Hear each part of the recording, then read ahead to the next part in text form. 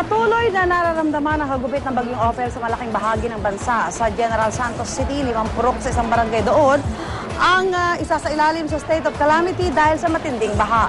Narito ang report ni Victoria Tulan.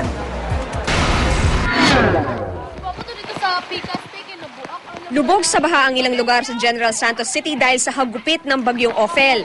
Isa sa ilalim sa state of calamity ang 5 purok sa barangay Lagaw dahil sa pagbaha simula kahapon. Sa amo ang tubig taga diri na pero to amo silingan tapad jud nako na wasak na ang balay simento manggod tapos ang tubig ba paspas ka ganina nawasak jud siya.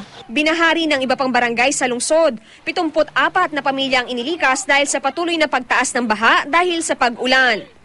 Isinailalim sa emergency alert status ang Cebu City dahil sa bagyong Ophel. Nananatili ring suspendido ang lahat ng biyahe ng mga sasakyang pandagat. Sa kabila nito, ilan pa rin ang namataang namamangka sa gitna ng malalaking alon.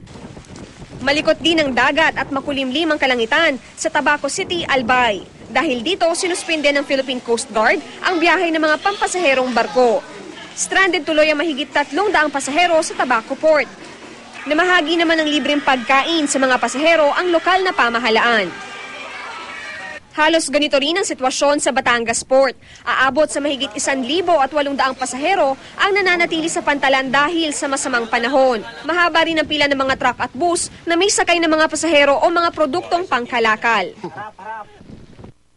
Sa Zamboanga, Sibugay, abot dibdib ang bahang nakuna ni Youth Cooper Jonas Mandalunes. Sa ibang lugar, hanggang bubong paraw. Nalubog din sa baha ang mga bahay sa barangay Tubungan sa Zamboanga City. Hindi naman lumikas sa mga residente dahil hindi pa raw nakakaalarma ang taas ng baha. Ilang bata rin ang namataang lumalangoy sa ilog. Bahari ng problema sa Leyte. Kabilang sa mga nalubog ang isang elementary school. 72 pamilya ang inilikas. Namigay naman ng lokal na pamahalaan ng relief goods sa mga nasalanta. Victoria Tulad, GMA News.